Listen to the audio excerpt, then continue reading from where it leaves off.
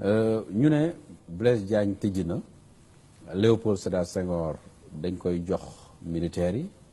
ñu ne tamit danañ fa tabax cité des affaires noo gisee projet yooyu. loolu gëmatuma ko xalaatoon nañ ko sax cité des affaires bu fa waroon a nekk mais bi président Macky Sall li ñëwee ba xalaat ne dama koy def aéroport militaire mënul dëkk ak centre des affaires wax jooju moom si clos dañ ne aéroport militaire la li ka ay camp militaire ak yu ko wër ñoo fay nekk bu espace bi deseet mën nañu yokk gaz yokk yeneen kii mais boobu ay centre d'affaires ay business ci à côté d'un camp militaire kooku moom yoon mayewu ko nanguwu ko te gëmuma ko foog naa ne daal destination suuf soosu dana dem ci yeneen fànn yoo xam ne dafa ànd ak sécurité que ñu fay def ay business ak yeneen affaire wala ñuy jéem a jaay suuf si loolu moom jeex na président bi a anticipé daal di ko déjee au militaire loolu mooy colonna wax ji jeex na. waaw loolu sa gis-gis la waaye 2015 caisse de dépôt consignation bu Sénégal ak caisse de dépôt de gestion bu Maroc dañoo signé benn protocole pour def fa cité des affaires. waaw te ba léegi dara dindeegu ko. yow ci sa xam-xam yow. waaw ci sa xam-xam yow. ci document bu xam non ne téye nañ ko ñun. am nga bis bu nekk ñu signé fi lenn dem ba ci biir changé ko te population bi ak ñiy wax nii rek di waxantu duñ ko yëg bu yàggul rek les 10 000 hectares yi nekkoon fële avec les Marocains président bi dafa jóg dindi ko delloo ko population bi c'est la même chose aussi dañ koy dindi delloo ko militaires yi ñu gérer ko boobu affaire moom buñ ci mais le choix bi ñu choisir jël militaires yi jox leen ko ci sa gis-gis lu nekk ci ginnaaw choix boobu. oui boo demee dans les grands pays aussi dafay am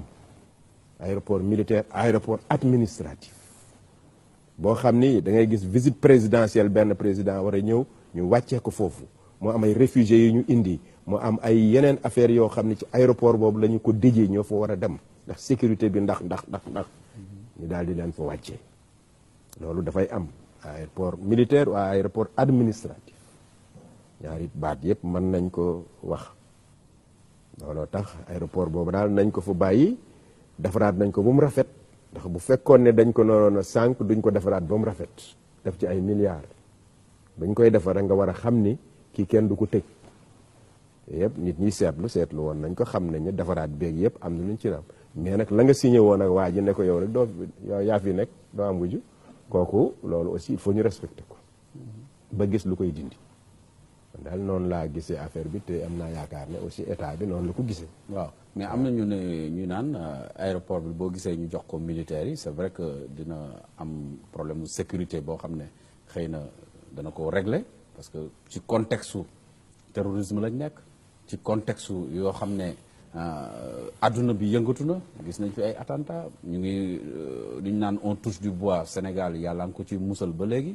waaye. am ñu ne sunu pétrole bii nga xam ne aussi nee nañ mi ngi ball tax na ñi nga xam ne mooy américains yeeg français yeeg maanaam européens yeeg occidentaux yi ñu ngi commencé teg bët Sénégal te aéroport bii mën a nekk benn genre point stratégique boo xam ne ñoom fal bëgg nañ faa am seen tànk pour mën a surveiller dugal seen loxo ci pétrole bi nga xam ne mooy sunu pétrole réew mi. waaw mais yéen daal yéen da ngeen bari wax lan moo jotale aéroport ak pétrole. lan moo li ngeen di wax dafa mel ne nit ñi dañuy wax rek xamuñu li ñuy wax d'accord naa ñu ni nañ ko def aéroport militaire dans sa globalité quand on dit aéroport militaire aéroport de sécurité bépp réew boo xam ne war nga assurer sécurité dans le monde mën nga fa am place. mën nga fa am base. mën nga fa am place. base waaw ci biir foofu. waaw parce que aéroport militaire la. ça veut tout dire pour l'Afrique pour le monde lu nekk mën na fa nekk. waaw te kooku njëriñu Sénégal la ëpp lay doon ëpp militaire. ëpp militaire boo xam ni lépp lu ñu bëgg a assurer sécurité ñu ni Sénégal la loolu sunu ndam la. waaw xam nga lu jaaxal nit ñi. mon colonel mooy ba Sénégal amagulee pétrole y a certaines questions yoo xam ne kenn daaw ko fi soulever bi mu amee pétrole ca lañ commencé dégg ñu naan alerte bombe bu ñu subaa ñu ne non fausse alerte la léeg-léeg ambassade américaine bi daal di envoyé ay communiqué à ses ressortissants ne leen bàyyi leen hôtel yi nekk ci booru géej gi mu mel ni daal dañuy jéem a tiital pour nous vendre une sécurité. waaw tu sais que la sécurité n'est jamais globale loolu ñuy wax ne aussi ñoom bu leen neexee dans le cadre de la stratégie bu ñu adopté daf seen façon information seen façon communiquer nu mu leen neexee nit ku nekk nag sa njëriñ ngay seet ba ci ñoom itam seen njëriñ la ñuy seet ñun nag war nañoo am sunu mat ba xam ni la ñuy wax ñun du ñu engagé danañ ci jël li baax liñ ci bëggul a jël ñu bàyyi ko ak ñoom loolu moom ala kulli xaal loolu mooy am parce que vraiment la stratégie yow xam nga nu muy demee am na yoo bari kenn du ko wax en public dans des émissions comme ça mais nekk ci aéroport dafa ay base militaire ça n'a rien à voir sur le plan économique yenn façon yi que américains yi wax nañu lii moo tax ñuy indi fi affaire terrorisme déedéet aéroport yi boo ko defee aéroport militaire même li ko war a mën a lié ak le pétrole mooy hélicoptère yeeg yi dem décoller foofu di dem ci fi ñuy jëlee pétrole bi loolu dafay am dans tous les pays pétroliers am na foo xam ni hélicoptères yi dañ fay décoller di dem ci fi ñuy di dem ci plateforme pétrole yi loolu aussi dafay am ndax gisoon ngeen bu nekkee jigéen Casamance hélicoptères yi dañ fa daan démarrer fërërër ñëw ba Dakar fii def li ñuy def delluwaat ci plateforme yi nekk foofu bi ñu doon def recherche yi donc dans le cadre global aéroport militaire la et administratif ça veut dire ce que cela veut dire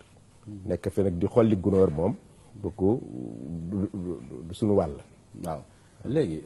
nañu jeexal ponk boobu ak TER parce que TER bi boo seetloo moom tamit aéroport Blaise Diagne lay relier ñu ne rek produit de luxe la ni ko sénégalais yi ñu bari jàngatee parce que jógee Ndakaaru dem directement Diass jógee Diass dellu siwaat Ndakaaru kooku defe naa ñi nga xam ne ñooy jël aéroport bi ñooy jël avion ñoom lay gën a yitteel. ah non loolu train express régional du loolu du pour loolu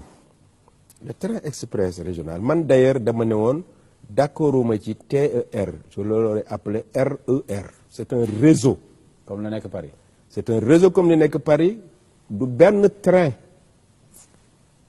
fukki train la ak juróom benn 16 trains 16 bopp ak seeni wagon su 8 yi déparé rangé fii gaaru Ndakaaru 8 nekk ci beneen terminal ba fële ñu rombante ni chaque 10 minutes ñu rombante ni di transporter des centaines de milliers de personnes par jour kooku c'est tout un réseau jëmul aéroport soo duggee jëm Pikine boo ñëwee ba ci gare bi ay autobus yu ànd ak train bi ñu ngi taxaw soo génnee ci train bi ci même billet bi nga dugg ci bus bi dem fi nga jëm loolu lépp nett waxuñu ko nit ñi man damay toog ba yàgg ju ma ne mais vraiment ñi yor affaire boobu expliqué wuñu population bi. parce que lii waxuñu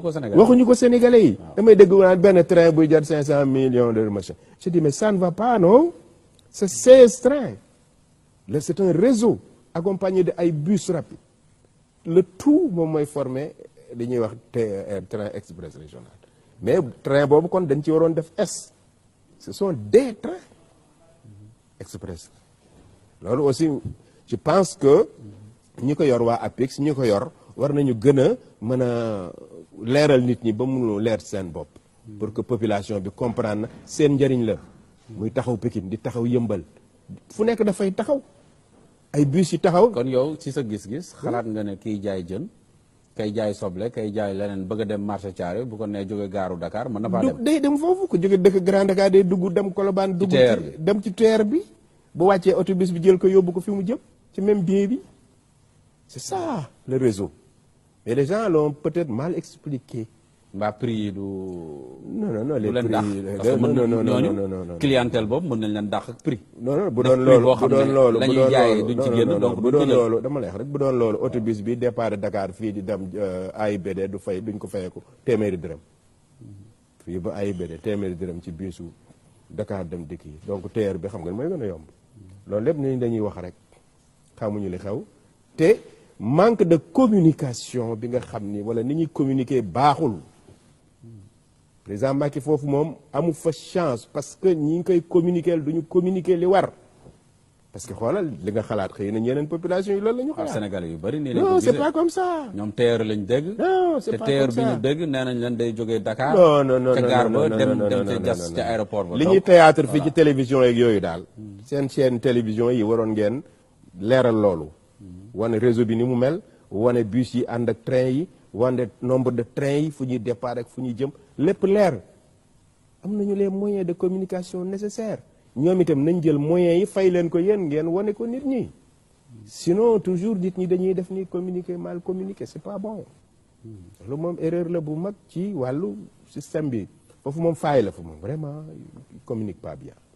communique pas bien. maanaam daal dugguñu ci détails yi. du ñu dugg ci détails yi pour expliquer li nga xam ni moo nekk quoi. nit ñi nag parce que xam nga à un certain niveau booy raisonner noonu ce niveau rek yow ngay raisonner da ngay foog ne ñeneen ñi suuf comprendre nañ la ngay daw rek di dem bu gars yi nañuy wax way yëf yi doxul may leen waaye ñi dañuy naaw nga naan doxul moo tax du ngeen déggoo. atteindre une vitesse boo xam ne exponentielle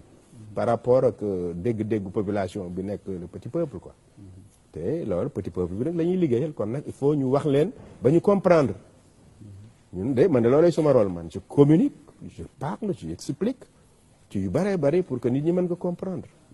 j'écris dans les journaux loolu mooy suñu rôle ñi nga xam ni dañ fi nekk pour jàppale président Macky